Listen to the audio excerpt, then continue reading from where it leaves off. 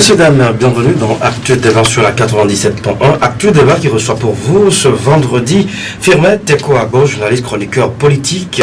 Notre premier invité, bien sûr. Notre deuxième invité sera le pasteur Johannes Bavon. Il est leader d'opinion. Les deux vont donc nous aider à décrypter l'actualité sociopolitique du pays. Firmet Tekoago, bonjour. Bonjour Eligoka. Bonjour Eligoka, merci de m'avoir invité. Merci de toujours accepter notre invitation pour débattre des sujets de l'actualité sociopolitique du pays. Firmet Tekoago, le Togo va connaître son 27e dialogue politique le 15 février prochain. À cette date, beaucoup de Togolais s'attendent donc à l'issue de ce dialogue inter-togolais, une résolution définitive de la crise togolaise. Firmet Tekoago, déjà, ce dialogue, tant entendu, vient de connaître une date de démarrage. C'est une bonne nouvelle dans plusieurs camps politiques, selon leur appréciation.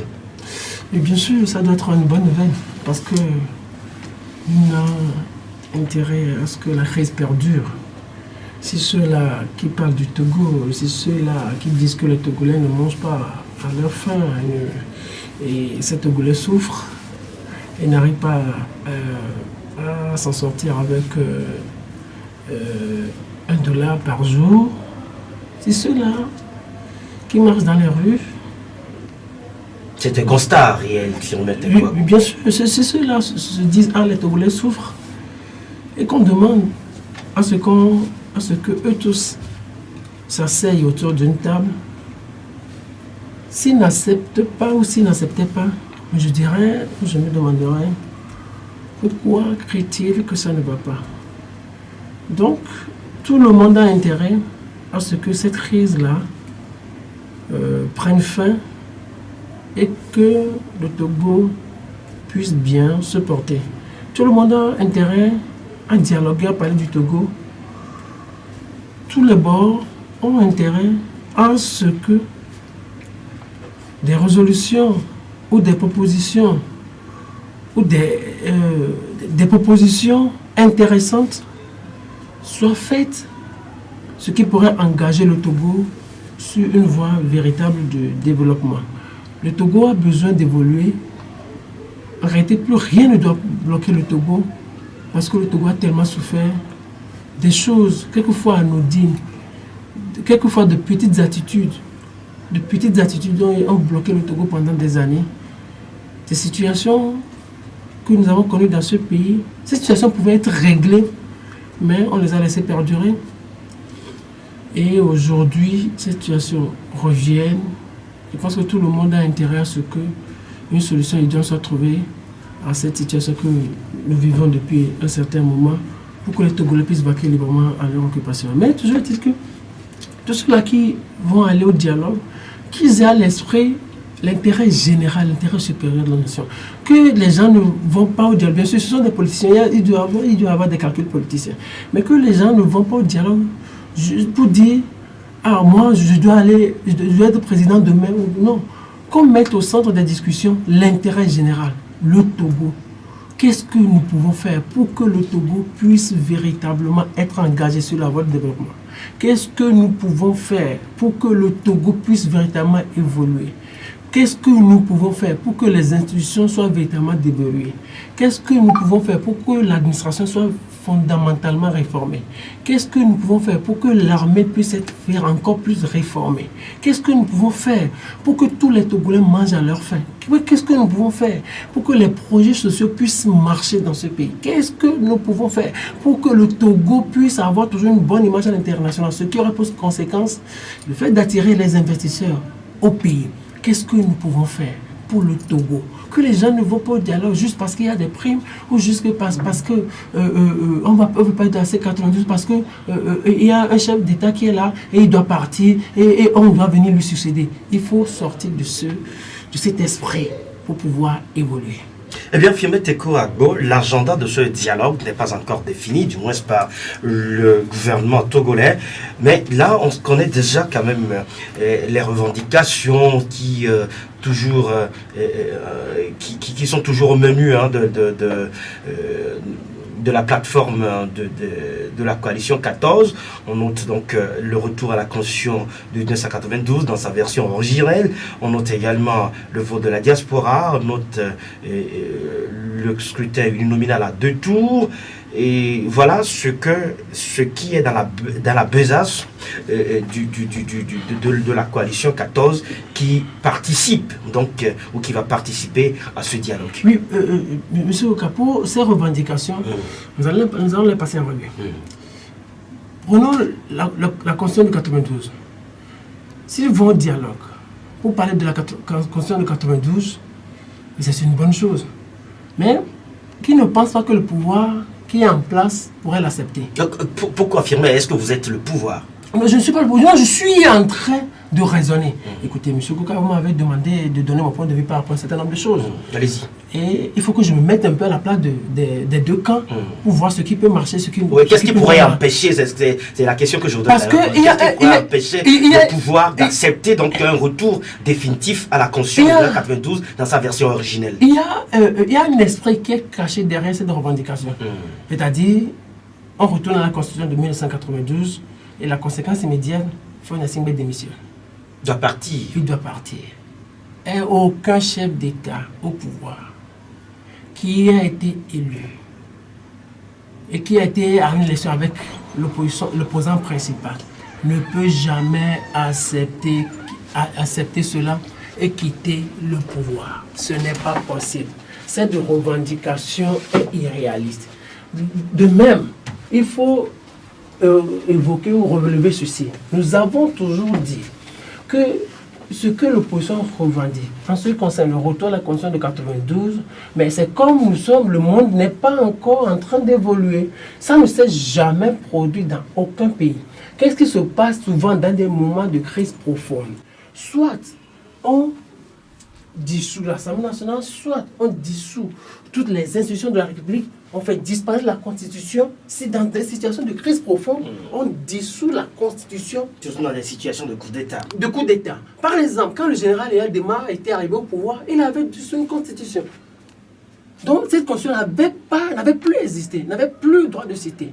Donc si on était dans cette situation-là et qu'on avait dissous cette Constitution, l'opposition pourrait dire « Ah, il faut une nouvelle Constitution ». Ou il faut qu'on fasse revenir les fondamentaux de cette Constitution. Vous êtes là, du jour au lendemain, et vous dites « Retourne à la Constitution de 92 », alors que le pays fonctionne normalement. Parce que je dis le pays fonctionne normalement, ça veut dire quoi? Il y a les institutions qui fonctionnent. Tout le monde va au boulot. Les fonctionnaires sont au poste. Il y a le tourisme qui marche. Il y a tout.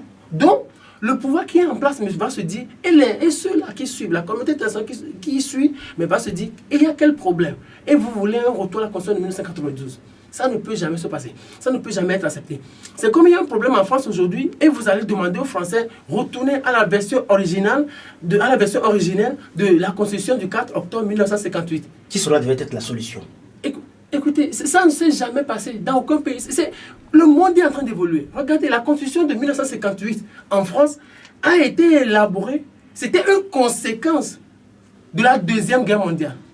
Les Français se sont rendus compte que la France vivait une situation d'instabilité politique, d'instabilité gouvernementale. Avec la crise que nous avons connue, maintenant il faut qu'on réoriente nos sociétés vers l'avenir. C'est pour ça que la Constitution a été élaborée, promulguée par le général de Gaulle. Et aujourd'hui, on ne peut pas demander aux Français de retourner à la Constitution de 1992 parce que le monde est en train d'évoluer. Et la Constitution est en train de tenir compte des exigences du monde moderne. Aujourd'hui, en 2018, nous sommes en 2018, il y a l'Instagram, il y a le Facebook. Je le dis, les gens croient que je dis quelque chose de banal. Non! La Constitution de 1992 avait été adoptée avec les réalités du moment. Aujourd'hui, les réalités sont différentes. À l'époque, c'était les acteurs principaux qui étaient là. Il y avait un Gnassingbé Eyadema qui était au pouvoir. La constitution qui avait été élaborée à l'époque avait tenu compte du général Eyadema. Parce qu'à l'époque, on sortait d'une dictature pure et dure. On disait, il faut maintenant un régime sur une présidentielle où les pouvoirs seraient partagés entre le président de la République et le Premier ministre. Ça avait tenu compte de ça. Et aujourd'hui, on parle 2018, on parle encore de cette constitution, qu'on retourne à cette constitution. Mais celui-là qui est au pouvoir ne va jamais l'accepter. Il va se dire, vous voulez ma tête? vous voulez ma mort politique, je n'accepterai pas. Alors, puisque cela sera déjà un blocage à ce dialogue, alors s'ils y vont, s'ils posent le problème, mais qu'ils écoutent l'autre partie, ou soit qu'ils trouvent une solution médiane. L'autre chose qui pourrait faire évoluer les choses, mais s'ils trouvent que la constitution modifiée ne répond plus aux réalités du moment, ensemble, s'ils veulent l'intérêt de ce pays, avec le gouvernement, qu'ils se disent, on met en place une constituante où la commission Ouanana est déjà sur pied, donc qu'on travaille avec cette commission pour rédiger un nouveau texte. Et donc, qui oblige donc à aller au référendum. Qui oblige donc à aller au référendum. Donc, on passera de la 4e République à la 5e République. C'est dans l'intérêt de tous les Togolais. Retour à la Constitution de 90, je ne pense pas que ça puisse apporter un certain nombre de choses. L'autre chose, le vote de la diaspora. Sur ce point, je l'ai dit, c'est un problème beaucoup plus technique. Si aujourd'hui, on organise le vote de la diaspora dans ces conditions, ça va beaucoup plus profiter au pouvoir. Ça, je le dis, pourquoi? Parce que, regardez, vous croyez que ce pouvoir qui est en place, il va organiser une élection. Il les pète facilement. Non, écoutez, ne rêvez pas. Ce pouvoir qui est en place, il va organiser une élection. Il les pète facilement. Première chose. Deuxième chose, n'oubliez pas que, ça je vais le répéter, et je voudrais que ceux-là qui me suivent nous écoutent attentivement. Regardez, la plupart de ceux-là qui ont quitté ici, Togo, dans les années 80, dans les années 90, début 2000, c'était des Togolais qui étaient meurtris. C'était des Togolais qui ont quitté ici parce qu'au pays, ça n'allait pas. La plupart étaient contre le régime Eyadema. Parce que le pays leur faisait souffrir. Et ils ne pouvaient plus supporter. Ils avaient donc contre le général, le régime qui était au pouvoir. Donc la plupart, quand ils sont partis là-bas, ceux-là qui sont allés en Allemagne, ceux-là, il y a des gens qui sont allés aux États-Unis. La plupart, certains ont renoncé à leur nationalité. Ceux-là qui crient aujourd'hui, qui disent, qui se prévalent de la diaspora, qui se réclament de la diaspora, certains aujourd'hui n'ont plus la nationalité togolaise. Si aujourd'hui, dans les médias... de la diaspora occidentale. La diaspora occidentale. États-Unis, avant d'avoir la nationalité américaine, il faut que vous renonciez à la nationalité, votre nationalité d'origine.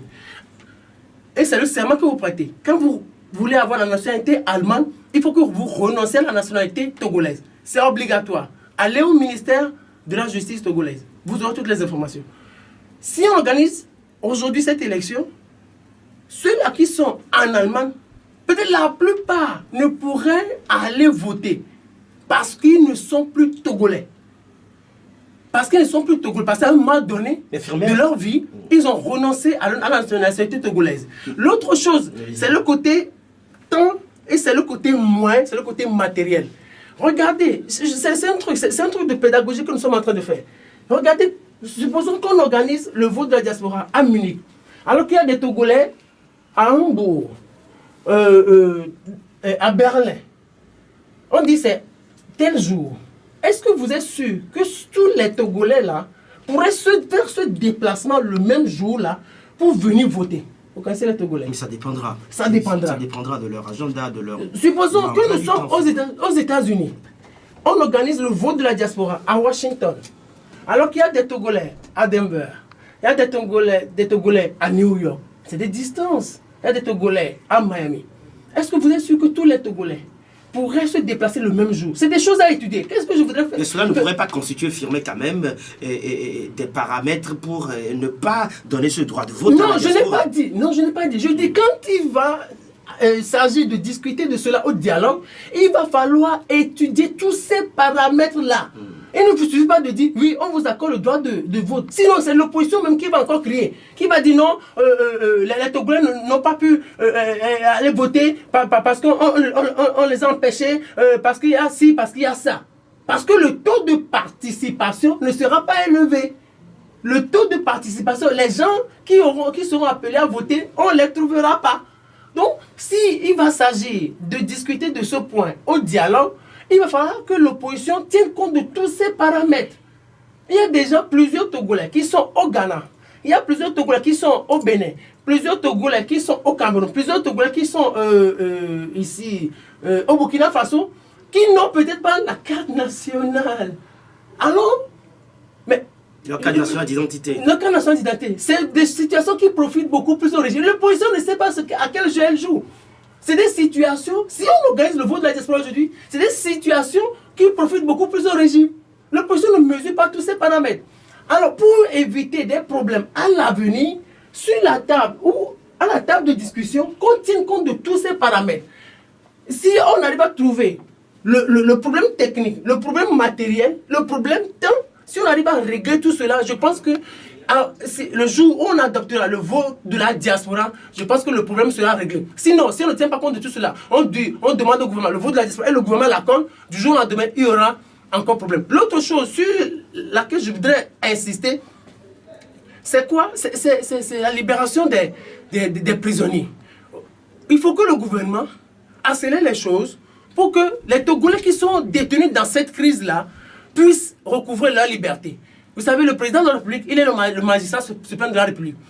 Vous savez, les manifestations ont été organisées sans aucune stratégie. Nous allons revenir là-dessus, puisque ce sont les opposants même qui se prononcent là-dessus. Sans aucune stratégie, on a fait sortir les jeunes sans aucune stratégie, ce qui était cruel d'ailleurs. Et il y a des jeunes qui sont rentrés dans cette masse et peut-être ont été violents, que le président de la République, le magistrat suprême de la République, ait pitié de ces jeunes-là. Et que ces jeunes, qui puissent ordonner la libération de eux tous pour qu'ils puissent regagner leur maison. Certains ont déjà recouvré oui, il y a d'autres encore qui sont détenus. Donc, que cette page-là puisse être tournée, parce que ce sont des jeunes, je ne dirais pas manipulés, mais puisque les leaders qui étaient là ne savaient même pas où est-ce qu'ils menaient ces jeunes-là.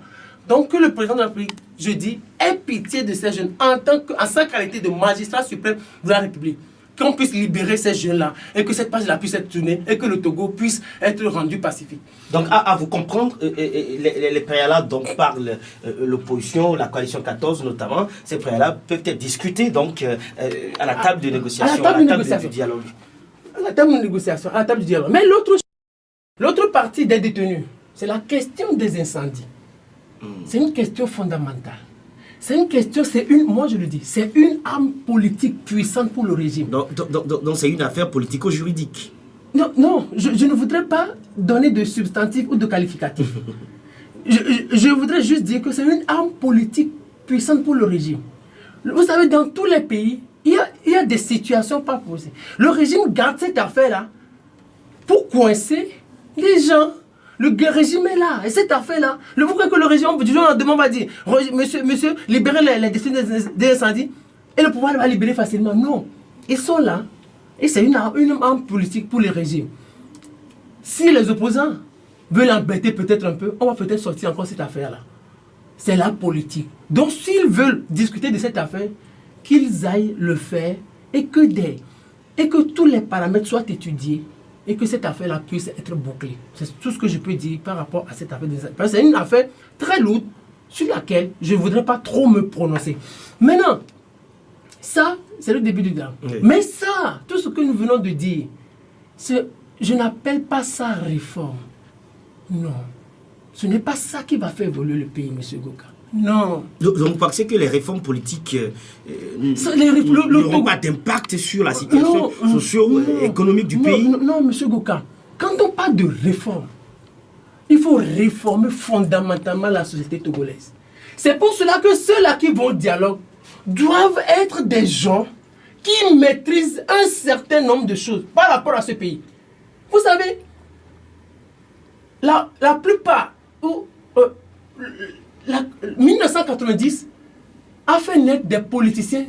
Non, je reprends. 1990 a fait naître beaucoup plus d'activistes politiques. Donc, j'ai l'habitude de dire. J'ai l'habitude de dire parce que les gens qui sont aujourd'hui, il y a des gens qui sont politiciens, ils crient seulement. Mais quand on parle de pays, quand on parle d'État, ils ne savent ce que c'est. Ils ne le maîtrisent pas. Vous savez, vous allez faire juste un test. Rassemblez tous les leaders politiques aujourd'hui. Prenez-les un à un. Posez-leur des questions par rapport aux réformes, par rapport à comment on peut refonder la société, par rapport à tous les secteurs, avec des chiffres, des objectifs, tout ça. Ils seront incapables de vous répondre. Parce que des gens ne sont pas devenus politiciens par conviction. On vient en politique pour apporter une solution. La solution à apporter peut-être dans la crise ou en politique au Togo, c'est qu'il y a de l'alternance. Quand vous étudiez presque tous les programmes, les projets de société, la fin, c'est qu'il y ait une alternance au Togo.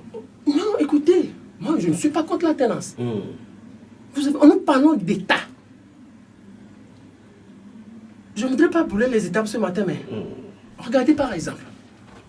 Des opposants qui disent qu'ils n'avaient aucune stratégie au départ de la manifestation. Fulbert Atisso a dit que la stratégie n'était pas définie au départ. Donc, vous voulez faire de la politique sans stratégie. Ils se sont mis ensemble. Vous mettez ensemble.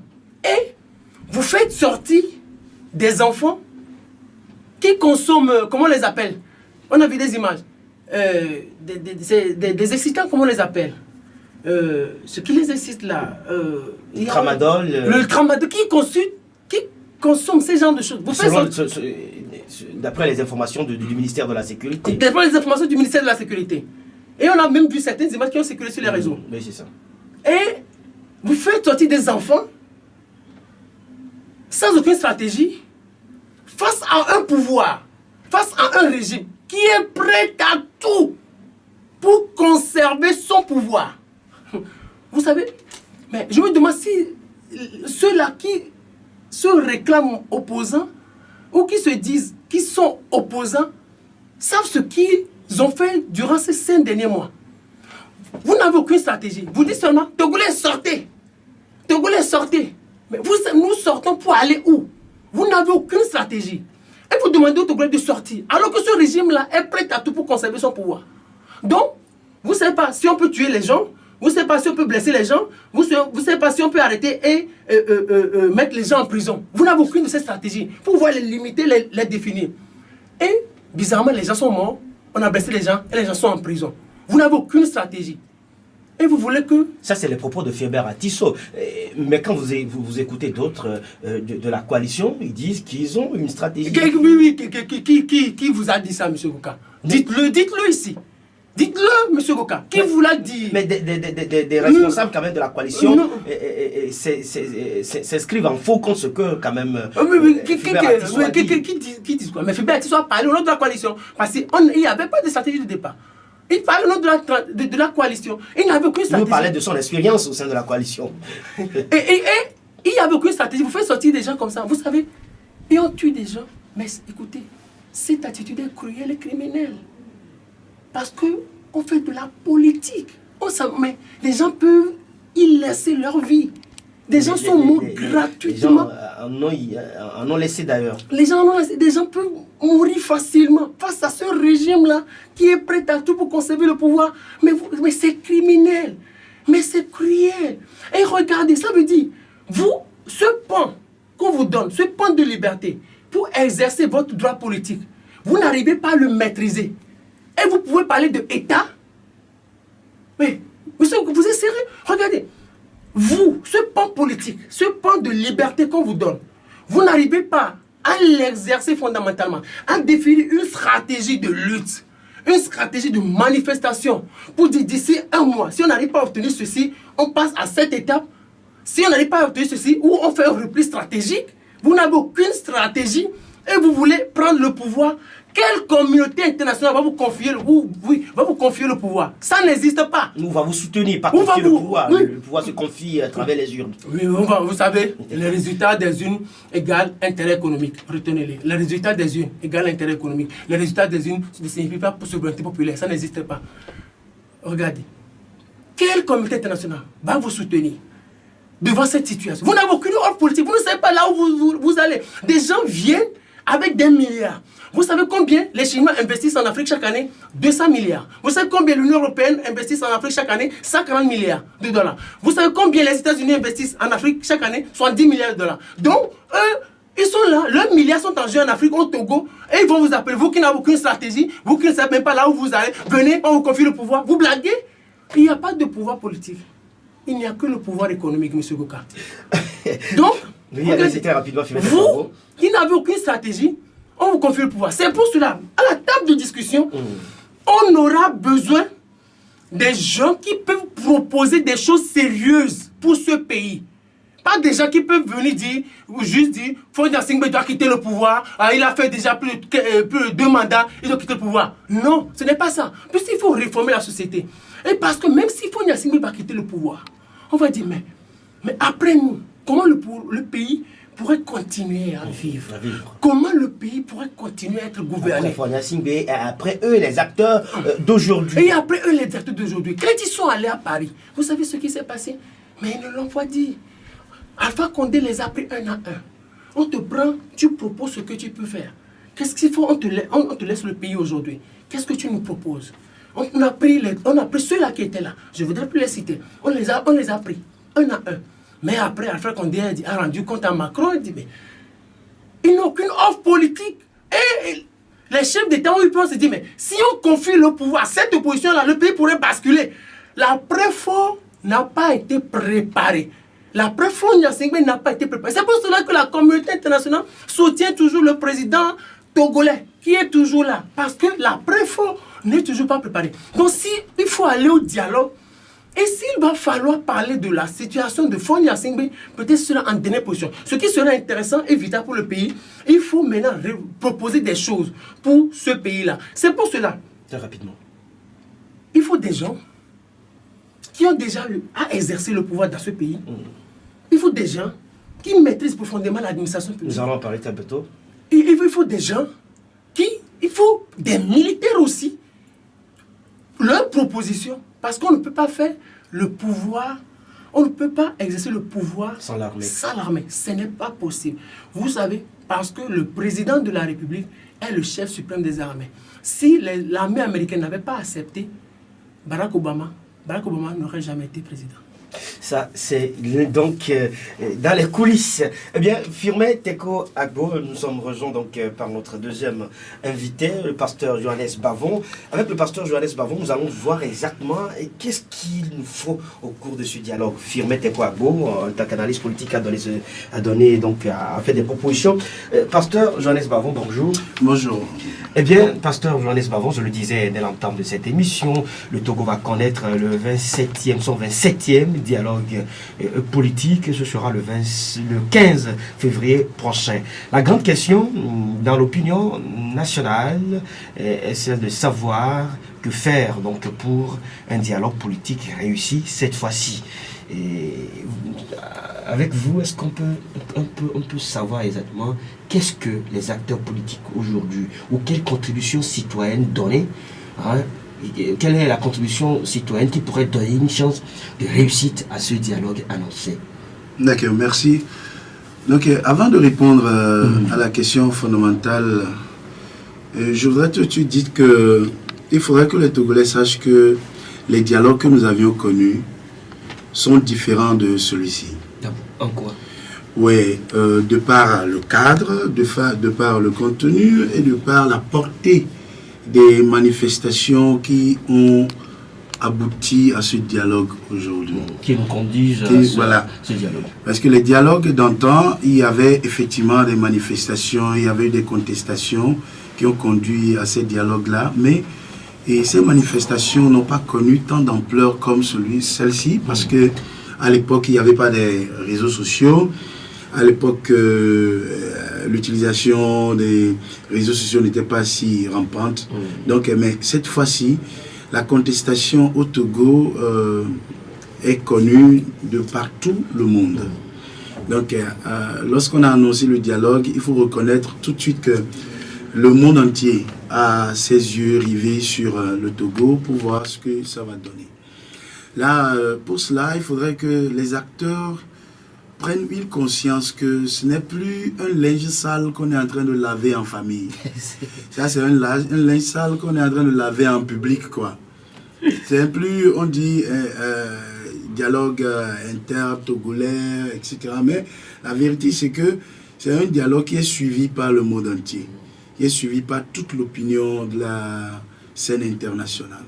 Parce que la crise a atteint toutes les sociétés internationales. Donc, il doit prendre conscience de cela. Mais je ne veux pas en même temps donner une analyse qui va élever très haut la barre de l'espoir des Togolais. Parce qu'en matière d'analyse, on compare certaines choses, on se réfère au passé, on se réfère à certains faits aussi, et d'actualité, qui permettent de voir un peu plus clair et poser quelques hypothèses et espérer en tirer certaines conclusions. Non. On va voir que lorsque la crise a commencé, la CEDEAO et l'Union africaine qui ont choisi Alpha Condé et le président ghanéen Nana. Donc, qu'est-ce qui se passe aujourd'hui? Donc, lorsque nous parlons de dialogue, il y a deux catégories de dialogue. On doit faire très attention parce que ce dialogue peut ne pas être l'un des deux. Il y a deux catégories de dialogue. Il y a le dialogue de façade et il y a le dialogue réel qui est comme un tribunal d'arbitrage. Le dialogue de façade, c'est lorsque il y a déjà eu consensus, compromis, dissimulé entre certains acteurs, entre les forces internationales et qu'il y a déjà eu conclusion. Maintenant, on organise un dialogue de façade pour apaiser la population ou l'opinion publique. C'est-à-dire que dans les coulisses, les choses sont acteurs déjà... politiques se sont déjà entendus sur un certain nombre de choses. Non, je ne parlais pas, je suis en train de parler en général. Je ne parle pas encore du cas spécifique togolais. Donc, il faut s'inspirer de comment la diplomatie a toujours fonctionné. Les relations internationales. Voilà. Donc, vous verrez que dans ce dialogue de façade dont je parle en général, ce qui se passe, c'est que, bon, comme Firmin vient de le dire, il y a la communauté internationale qui poursuit son intérêt et il faut toujours garder la pérennité de la sécurité dans les régions, etc. Et puis, l'intérêt économique. Donc, on joue sur tout cela et on appelle les belligérants, entre griffes, les belligérants, les deux parties qui sont sur le terrain de la contestation et on leur propose des choses et quand tout est fait, donc maintenant la conclusion est déjà soulignée. Et maintenant on organise un dialogue de façade, les gens jouent la scène théâtrale politique, comme s'il y a un genre de contestation, non on n'est pas d'accord sur ça, on est d'accord sur ça, etc. Mais en fin de compte, on parvient toujours à la conclusion qui était déjà faite en coulisses. Là, il faut faire très attention, parce que dans ce cas ici, il n'y a pas que les partis politiques qui sont impliqués dans cette contestation. Il y a beaucoup de sociétés civiles, il y a beaucoup d'associations, des organisations, et le peuple togolais aussi est impliqué. Là, ce n'est pas seulement affaire de partis politiques, qu'on dise que, bon, si tel parti politique s'en va faire tel petit contrat ou tel calcul politicien en cachette avec le pouvoir et qu'il pourrait s'en sortir. Ça risque d'aggraver les situations. Parce que la fin de ce dialogue va déterminer ce que le Togo sera. Parce que, disons-le très clair, ouais, en relation internationale, il y a certaines choses qui me font rire personnellement. C'est que vous voyez quelqu'un qui a déjà conclu un consensus dissimulé et qui vient jouer au grand public à un contestataire. Il vient jouer à un opposant très farouche. Et pourtant, il vous conduit doucement vers la conclusion qui avait déjà été faite. C'est pourquoi je sonne l'alerte tout de suite que et dans notre cas actuel, il ne faudrait pas que les acteurs politiques jouent à ce jeu-là. Parce que s'ils jouent à ce jeu-là, il y a des personnes, d'abord, que nous connaissons, qui sont par exemple certaines associations de la société civile et d'autres organisations dans cette contestation qui ne vont pas se taire. D'aucuns diront qu'est-ce qu'ils ont à faire. S'ils n'ont rien à faire, il y a d'autres que nous ne connaissons pas, qui pourront agir et se saisir, profiter de la crise et rentrer dedans pour leur intérêt. Le monde est un marché d'intérêt. Le monde est un marché d'intérêt. Soit vous agissez par la voie diplomatique et vous garantissez l'intérêt de tout le monde et on vous porte au pouvoir, ou soit vous-même vous provoquez l'intérêt des autres et par des moyens que je ne veux pas expliquer ici. Et les autres là, voyant que, bon, voilà, vous êtes capable de pouvoir déstabiliser les choses, ils vous soutiennent tout de suite. En politique, on ne dira pas que tel État est ami de tel État. Les États n'ont pas d'amis, De Gaulle l'a dit. Donc, ils poursuivent toujours leurs intérêts. Donc, nous ne voulons pas qu'on aille à ce niveau-là. Donc, il va falloir que les acteurs politiques soient très sincères et sérieux. Les consensus dissimulés, tout ça là, et pour faire un dialogue de façade, le peuple va crier sur eux. J'ai déjà dit ça ici à un intervenant ici qui était de l'opposition. Je lui ai dit, si vous ne faites pas attention, les gens vont descendre dans vos maisons, ils vont vous lécher. Parce que les gens sont fatigués. Tout à l'heure, lorsqu'on parlait de changement de constitution et tout ça, effectivement, hein, il faut dire que une constitution peut être changée à tout moment. C'est pourquoi nous distinguons la constitution, les conditions rigides et des conditions souples. Donc, le Togo, par exemple, est dans une constitution souple et qui peut être réformée selon les besoins sociaux, etc. On n'a pas forcément besoin d'une guerre avant d'arriver à changer la constitution. Mais là où nous sommes maintenant, honnêtement, je ne pense pas que la constitution, le changement de constitution, retour à la constitution 92, soit la chose principale sur laquelle on doit discuter. Ok? Parce que si nous avons une constitution aujourd'hui, après 2 ans, il peut y avoir encore d'autres besoins et celui qui est au pouvoir peut demander encore une réforme constitutionnelle. Donc, une constitution n'est pas une chose éternelle. Et une constitution reflète toujours les besoins du moment et puis les aspirations du peuple en ce moment-là. Donc, la constitution togolaise, c'est une constitution souple, mais sa réforme demande des procédures qui permettent quand même une façon transparente et libre des choses. Maintenant, lorsque nous voulons parler de notre dialogue, donc j'ai déjà parlé premièrement, il ne faut pas que ce soit un dialogue de façade. Ici, si ça doit être un dialogue réel, honnêtement parlant, je me pose certaines questions. Le pouvoir ne veut pas entendre parler du départ du président Faure Gnassingbé. Moi non plus, je ne suis pas d'accord pour son départ. Parce que, immédiat. Non, je ne suis pas d'accord pour qu'il quitte immédiatement. Parce que s'il quitte immédiatement, il y aura une grande déstabilisation. C'est vrai. Il faut dire les choses telles que les choses sont. Parce qu'en politique, il est mieux de supporter des principes et des actes. Il faut supporter la loi ou les stratégies que de supporter les hommes. Parce que quand nous supportons les hommes, nous sommes des militants ou nous sommes juste des activistes. Ou je ne sais pas comment le dire. Nous sommes juste... nous sommes émotionnels, quoi. Et des passionnés. On ne fait pas la politique. Mais la politique supporte toujours des programmes, des stratégies, des principes et des règles qui permettront... qui garantiront une pérennité de ce que nous voulons tous. Vous voyez? Donc, dans cette situation actuelle, le départ de Faure Gnassingbé ne devait pas être au menu de ce dialogue. De ce dialogue. Moi non plus, je ne suis pas d'accord. Mais, si le parti ne veut pas ça, deuxième, le parti ne veut pas entendre parler de transition. Nous en parlerons dans quelques instants. Voilà. Troisième, le parti ne veut pas entendre parler de autres revendications là-bas. Carrément, moi je vois que voilà, la constitution 92, voilà.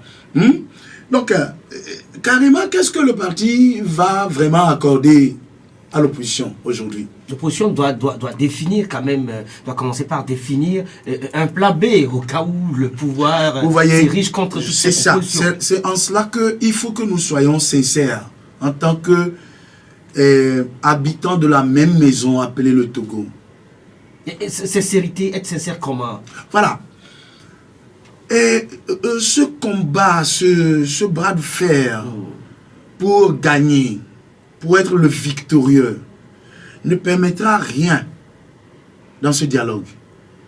Et ça donnera en conclusion ou comme conséquence 2 autres choses que nous n'aimerons pas dire ici. Vous voyez, nous sommes des Togolais. Nous arrivons à un certain niveau. Il y a des contestations. Si nous allons là-bas pour chercher la victoire de l'un et la défaite de l'autre, on aura tout faux. Ce sera déjà un échec. Mais ce sera déjà un échec. Et moi, je voudrais que le pouvoir se ressaisisse, quoi. Donc, à l'issue de ce dialogue, pasteur, vous proposez que ce soit tout le peuple togolais qui en sort gagnant. Justement. Donc, il faut maintenant que le pouvoir se dise. Nous devons nous réorganiser. Tout à l'heure, mon frère Firmin disait que il faut une réforme de refondation, de refondation et de la société togolaise. Donc si c'est comme ça, il va falloir tout du moins que le pouvoir accepte une transition, peut-être à un temps rationnel, qui permettrait à ce que, avec, c'est pas un gouvernement d'union nationale, ça bon, c'est un jeu politique qu'on a connu, on a vu ça avec l'UFC et on sait ce que ça a donné. Donc là, on fait quelque chose de pragmatique. Si le pouvoir veut vraiment montrer que nous sommes à un moment où eux aussi, en tant que leaders, ils ont leur crédibilité à jouer.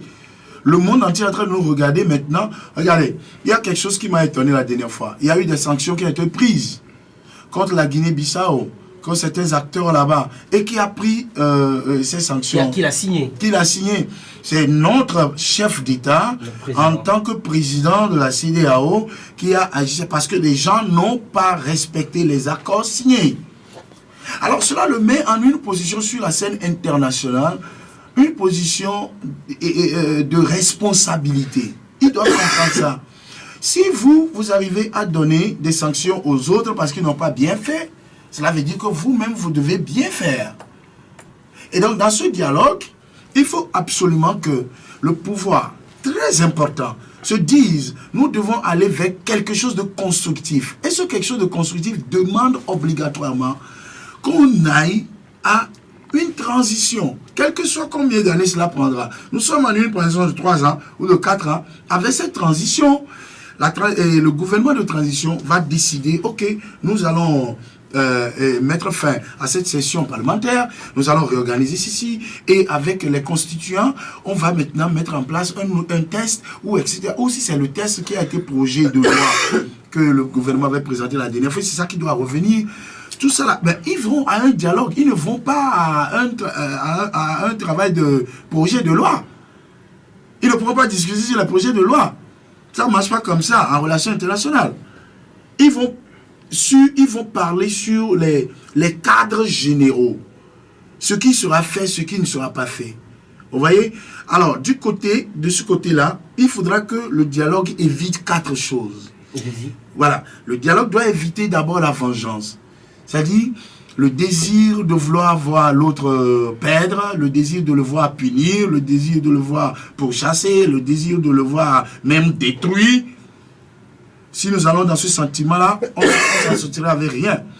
Le dialogue doit éviter comment l'appelle-t-on, l'imbécilisation de l'autre. C'est-à-dire, je sais très bien que ce que je dis là, ça ne l'avantage pas, ça ne les avantage pas. Et pourtant, nous imposons cela. Ça, c'est imbéciliser l'autre.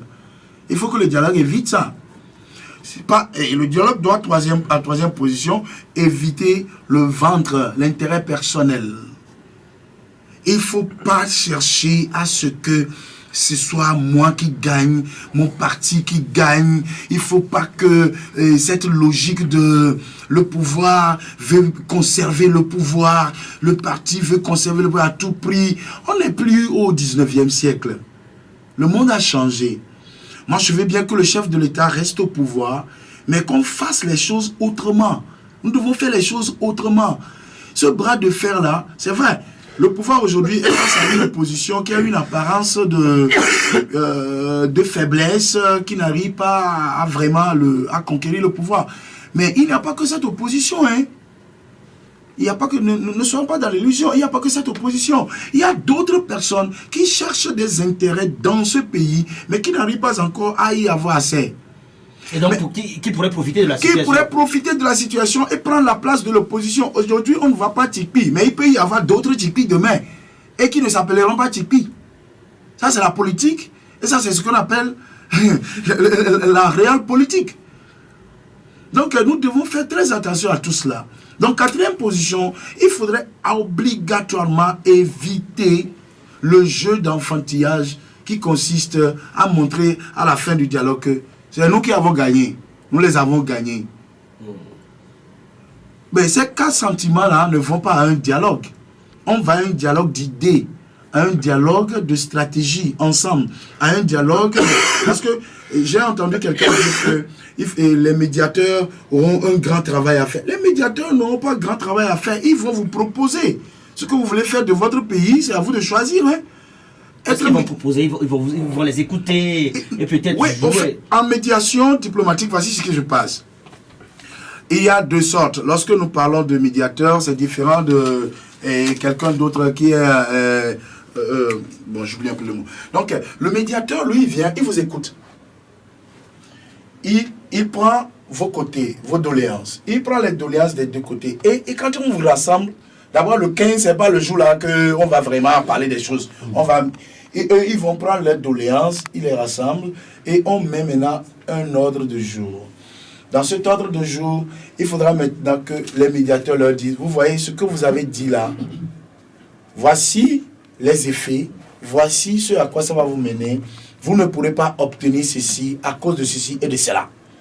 On enlève ça de l'ordre du jour, etc. Maintenant, ce qui reste dans l'ordre du jour, c'est sur ça qu'on va discuter. Donc, c'est pourquoi ils doivent aller à un dialogue d'idées constructives et non à un dialogue politique. Un dialogue de combat. Voilà, un dialogue de bras de fer politique. Et si ce dialogue ne réussit pas, ni l'opposition, ni le pouvoir en place ne s'en sortirait victorieux. Aucun d'entre eux ne s'en sortirait. Parce que si ça ne donne rien de positif, le peuple ne laissera jamais fort au pouvoir en paix.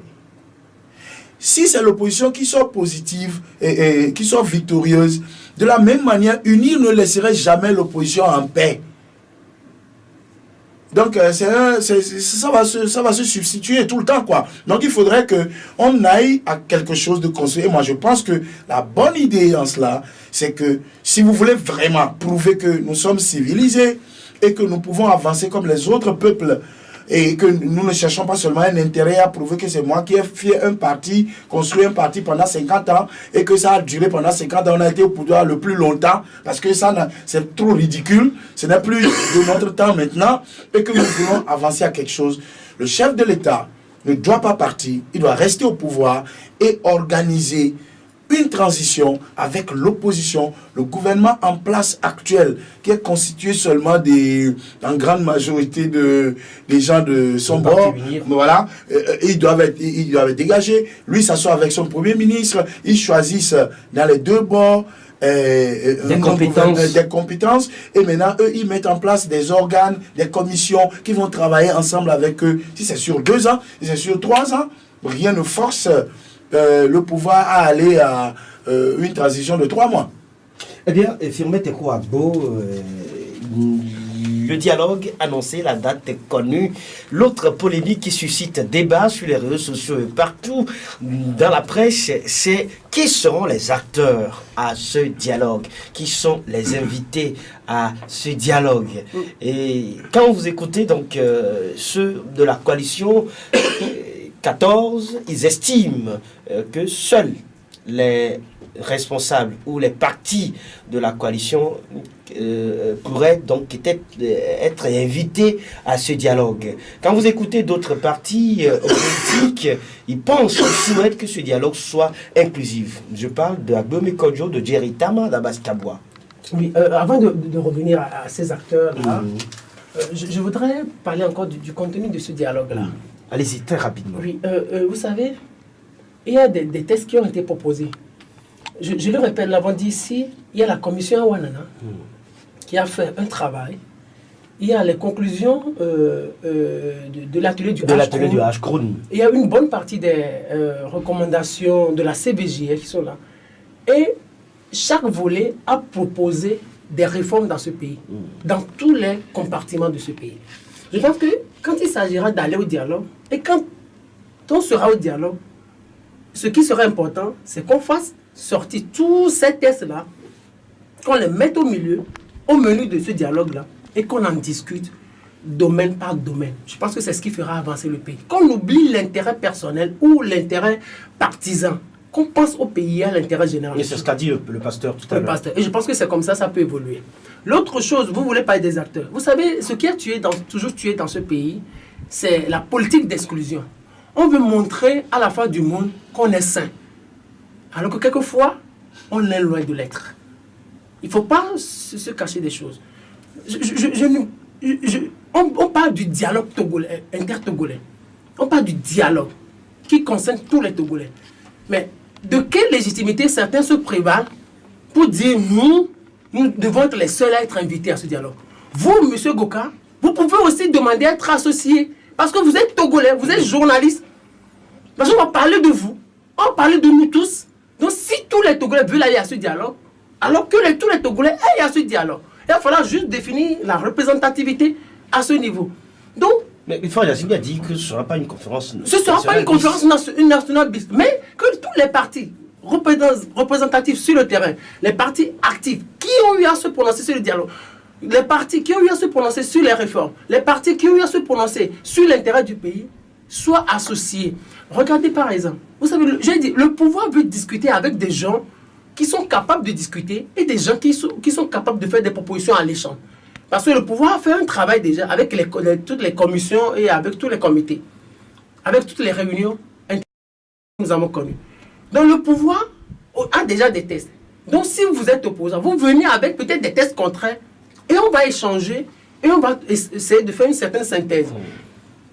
Regardez par exemple Agbome Kodio, qui a eu à exercer le pouvoir dans ce pays. Premier ministre, président de l'Assemblée nationale, ministre de l'Intérieur, directeur du port. Je pense que c'est dans l'histoire, c'est le Togolais le plus béni. C'est le Togolais le plus béni. C'est le Togolais que le Togo a plus béni, au fait. Pardon. Ce Togolais-là, vous voulez qu'on... les cartes du jeu, dialogue... Vous pensez qu'il a proposé? Qu'il a proposé, parce qu'il connaît de l'histoire de ce pays. Il a travaillé avec Eyadema. Il a vu ce qui a marché, ce qui n'a pas marché. On a besoin de lui. Il faut laisser cet esprit partisan-là pour avoir des gens qui peuvent proposer, des gens intelligents, des gens compétents. Regardez par exemple Abbas Kaboua, qui est dans l'administration, ça fait plus de 20 ans. Et quand il parle, au moins vous sentez qu'il maîtrise une certaine chose par rapport à l'administration. Alors qu'aujourd'hui, on a besoin de réformer profondément l'administration. On a besoin des gens qui peuvent proposer. Regardez un Djerry Tama. Djerry Tama, qui est militaire au fait, qui a fait cesser, ancien candidat à la présidentielle, qui a eu à proposer des choses. Regardez, on ne peut pas faire ce dialogue-là sans parler de l'armée. Ce n'est pas possible. Soit on ne veut pas avancer. On a besoin de lui, de sa proposition, de sa jeunesse. On a besoin de tous les partis qui sont actifs sur le terrain. Vous croyez que le pouvoir va se dire, que toute la coalition 14, venez. Le pouvoir, ce n'est pas un jeu. Le pouvoir se dit, mais dans cette coalition-là, qui peuvent parler et qui ont une certaine compétence, qui ont une certaine légitimité pour pouvoir parler. Est-ce que le pouvoir peut donc choisir au sein même de cette coalition les acteurs qui pourraient être à la table de négociation, à la table de discussion? Écoutez, le pouvoir, non, il ne va pas demander à tous les 14 de venir. Le pouvoir va demander... Mais c'est tous les 14 politiques qui constituent quand même la coalition 14. Le pouvoir, en réalité, le pouvoir va demander d'envoyer une délégation. Mais avant que le pouvoir ne fasse cela, le pouvoir observe. Il se dit, mais il prend par exemple Togo autrement. Oh, il pèse quoi? C'est ce que le pouvoir va se dire. Vous serez à la place, vous ferez de même. Nous sommes en politique. Et il va se dire... Togo autrement il pèse quoi? Il va se dire les démocrates ils pèsent quoi? Il va te dire santé du peuple il pèse quoi? On ne peut pas juste dialoguer avec, on ne peut pas dialoguer juste avec ceux-là. Le pouvoir veut discuter avec des gens solides. Regardez par exemple, peut-être ce n'est pas pour vous amuser. Allez-y très rapidement, Fimé. Quand un chef de file de l'opposition envoie une lettre au président de la République et il fait ampliation au Premier ministre et il publie cette lettre dans la presse, vous savez, c'est une entorse à la règle administrative. Sur ce point, on dira que vous ne maîtrisez pas les règles de l'administration. Oui. Le pouvoir tient compte de tout ça. Il veut discuter avec des gens intelligents. Il veut discuter avec des gens compétents. Le pouvoir ne s'amuse pas. Donc, si la coalition 14 veut envoyer une délégation, il va falloir que cette délégation-là soit sérieuse, compétente et capable de proposer un certain nombre de choses. Maintenant, pour conclure, au niveau de la transition, vous savez pourquoi que ce pouvoir va organiser une transition? Pour la C14, pour ces partis-là, ceux-là qui n'ont montré, qui n'ont pas été capables de montrer qu'ils ont une stratégie de départ, une stratégie de lutte, une stratégie politique pour les manifestations. Le pouvoir va organiser une transition avec ceux-là. Mais ne rêvez pas. Vous savez, nous sommes en train de parler de pouvoir. Le pouvoir ne s'amuse pas. On est sur les ondes. Il ne faut pas dire les choses comme ça. Parce que, dire que le pouvoir ne peut pas organiser une transition pour ces partis-là. Ce n'est pas bien. Parce que nous sommes tous des Togolais. Et ici, ne jetons pas l'huile au feu, quoi. Parce que le pays est déjà en train de surchauffer. Donc finalement, qu'est-ce que les gens vont au dialogue faire? Ils sont en train d'aller pour entériner une décision du gouvernement. Et c'est ça qui serait la chose juste à faire? Non. Moi, je pense que ce qui est normal, c'est que même s'ils sont incompétents, ils sont des politiciens. N'est-ce pas? Nous tous ne sommes pas compétents de toute façon. On est en train d'essayer. Ils sont tous des politiciens. Quand ils y vont, même quelqu'un qui ne vaut rien, il aura quand même une idée à dire dont on aura besoin. Lorsque nous parlons de ceux qui vont aller à ce dialogue, Les acteurs.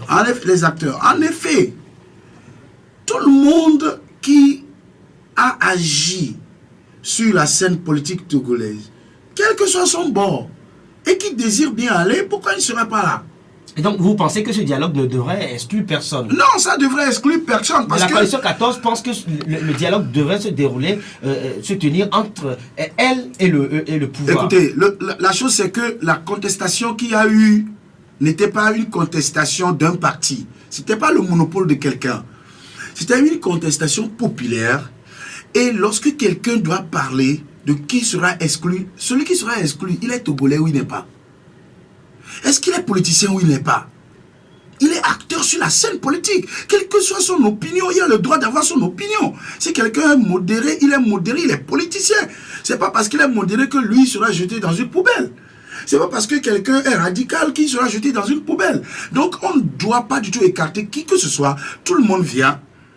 Quand ils viendront, bon, si je dis tout le monde, je veux parler des acteurs, des actifs. Voilà. Ils viennent. En dehors de la C14. Voilà. Donc d'autres, ceux qui ont agi, même je crois que ce serait même bien d'écouter les associations de la société civile, Togo Debout, etc. Comme on en a vu sur les réseaux, ils ont beaucoup agi.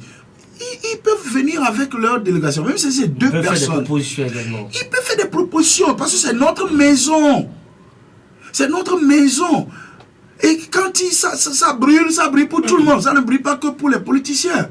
Donc là, le gouvernement doit savoir, même si c'est des gens qui n'ont jamais été à l'école, tant qu'ils ont agi et qu'ils ont marqué leur empreinte sur la scène politique togolaise, on les appelle. S'ils vont parler vernaculaire, kabier ou kotokoli ou quelque chose, ils vont parler. Mais c'est pas le pouvoir qui demande à exclure un certain nombre d'acteurs politiques. C'est plutôt c'est l'opposition qui demande à ce qu'on exclue. Oui, je sais, bon, pas un communiqué, bon, je n'aime pas trop appeler, non déjà. Mais le truc c'est quoi?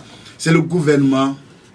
C'est le gouvernement qui a le dernier mot. Donc c'est pourquoi j'ai dit, il faudra que le pouvoir donne cette chance. Quel que soit ce que quelqu'un aura dit, ça n'engage que lui. Le gouvernement décide, ceux-ci vont. Rapidement pour conclure, vous voyez, il y a des indices que j'ai vus qui m'ont un peu choqué dans la préparation de ce dialogue. C'est quoi? Le dialogue togolais n'est pas un des moindres dans cette situation. Et lorsqu'un président de la République dans un État africain est choisi pour un tel dialogue, c'est un grand privilège. Le président Nana Akufo ou le président Alpha Condé, en diplomatie, c'est un grand privilège, une opportunité pour lui ou bien pour eux de se marquer leur influence sur la scène internationale. Mais regardez ce qui se passe. Aujourd'hui, ces gens-là se font représenter par leurs ministres. Si peut-être les ministres vont commencer le dialogue et au milieu ou bien vers la fin, eux-mêmes ils prendront, alors là, Dieu merci. Mais si c'est les ministres qui vont nous conduire jusqu'à la fin, donc cela veut dire que En diplomatie, qu'est-ce qui se passe? Lorsque un chef d'État ou bien une personne influente constate que la fin d'un dialogue n'irait pas bien, il se récuse. Nous avons déjà vu ça en Syrie avec Kofi Annan. Il a déjà vu que le problème syrien n'aboutirait à rien. Et il ne voulait pas avoir une fin honteuse. Donc il s'est récusé. C'est ce qu'ils sont en train de faire. S'ils vont vraiment venir à la fin du dialogue, alors là, nous valons encore quelque chose pour ces gens-là. Mais s'ils ne viendront pas, cela veut dire qu'on connaît déjà l'issue de ce dialogue. Et certaines personnes ne veulent pas avoir leur nom entaché avec le problème togolais.